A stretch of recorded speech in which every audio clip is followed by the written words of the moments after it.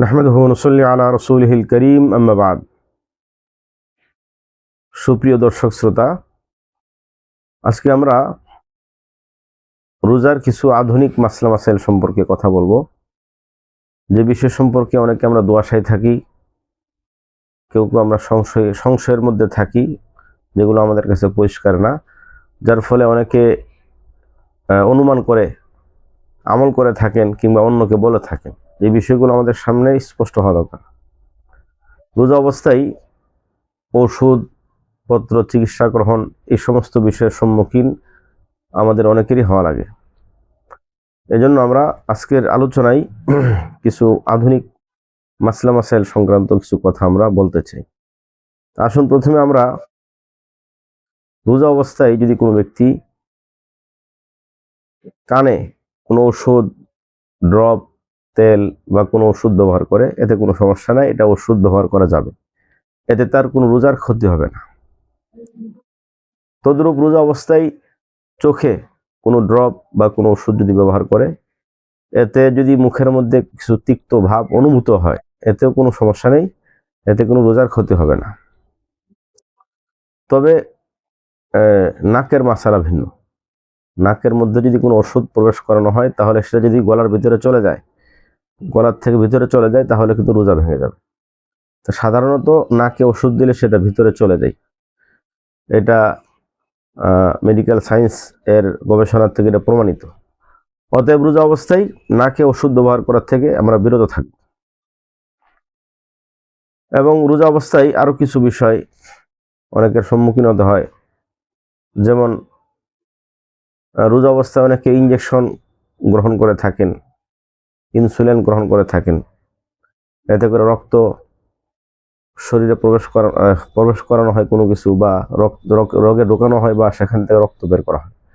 তো রক্ত নেওয়া এবং দেওয়া, রক্ত প্রবেশ করানো কিংবা বের করা, এতে করে রোজা ভাঙে না। ইনসুলিন এবং ইনজেকশন কোনোটা দ্বারা রোজা ভঙ্গ হবে না। তবে যে সমস্ত ইনজেকশন খাদ্যের সম্পূরক হিসাবে, খাদ্যের পরিপূরক হিসাবে ব্যবহার করা হয়, সেগুলো নিতান্ত মারাত্মক কোনো ওজর ছাড়া ব্যবহার করলে রোজা মাকরুহ হবে, রোজা ভাঙবে না, ঠিক মাকরুহ হবে।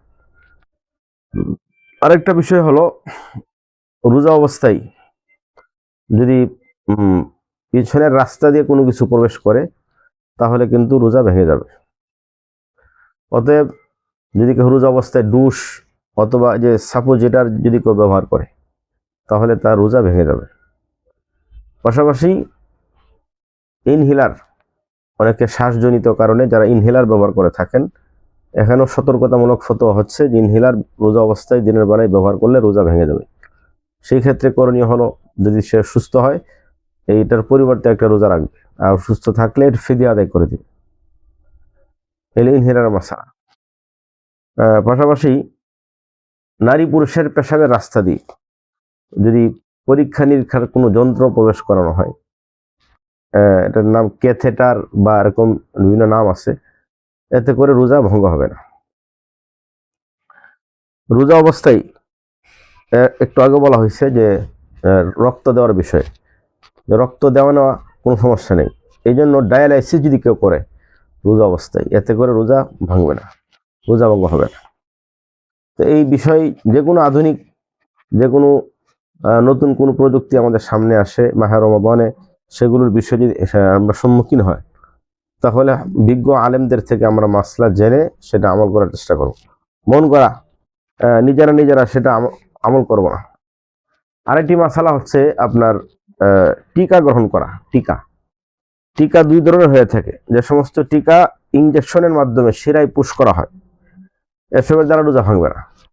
কিন্তু যে সমস্ত টিকা মুখে ব্যবহার করা হয় এবং তা গলার ভিতরে চলে যায়, তা দ্বারা কিন্তু রোজা ভেঙে যাবে। রোজা অবস্থায় যদি কেউ সুগার মাপে, ডায়াবেটিস পরীক্ষার জন্য অনেক সময় রক্ত নেওয়া হয়, এটাও রোজা ভঙ্গের কোনো কারণ হবে না। রোজা অবস্থায় প্যাথোলজি পরীক্ষা এবং টেস্টের বিভিন্ন নমুনা সংগ্রহ করা হয়ে থাকে। অনেক সময় প্যাথোলজি পরীক্ষা টেস্টের জন্য রক্ত, প্রস্রাব এবং শ্লেষ্মা, এইসব কিছুর নমুনা সংগ্রহ করা হয়, এ থেকে রোজা ভঙ্গ হবে না। আর আরেকটা কথা হয়তো এর আগে আমরা কোনো ভিডিওতে আমরা আলোচনা করেছি যে রোজা অবস্থায় মেয়েদের নারীদের জন্য যে হায়েজ নেফাস এটা বন্ধ করে ওষুধ ব্যবহারের মাধ্যমে যদি মাসিক বন্ধ করা হয়, মাসিককে নিয়ন্ত্রণ করা হয়, তাহলে এতে কি হবে? এই আলোচনা আমরা করেছি যে যদি কেউ নিয়ন্ত্রণ করে ফেলে, আটকে ফেলে, তাহলে তার রোজা রাখতে হবে, এই রোজা আদায় হয়ে যাবে, এই রোজার পরবর্তীতে কোনো কাজা করতে হবে না। তবে বিশেষজ্ঞ চিকিৎসক যারা আছেন তাদের পরামর্শ নিতে হবে, কারণ তারা বলে থাকেন এটা যেহেতু মা জাতি, মহিলা জাতি, কন্যা জাতি, এদের এটা স্বাভাবিক একটা বিষয়, এই স্বাভাবিক অবস্থাকে রোধ করে দেওয়া এর স্বাস্থ্যহানির কোনো কারণ হতে পারে।